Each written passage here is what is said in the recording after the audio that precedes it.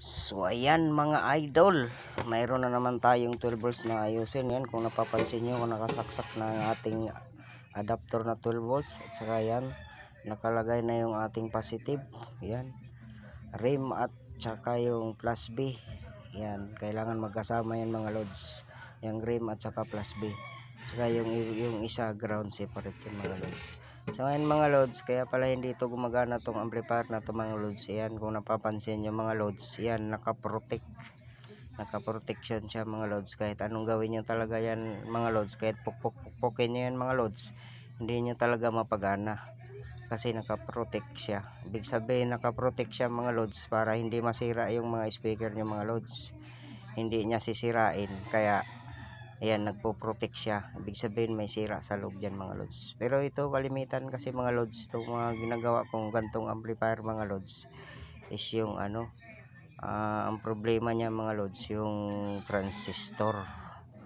Yan, yung IC niya, IC transistor niya mga loads sa loob mga loads. So yan mga loads, abangan nyo sa part 2 ko mga loads. Yan, comment lang kayo sa baba mga loads kung meron kayong gantong klaseng amplifier mga loads. At gagawin ko to mga loads sa sunod, sa part 2 ko mga loads na upload. Yan, gagawin ko tong tong amplifier na to, kung paano gagawin itong amplifier na to na naka-protect siya. So yan mga loads, yan.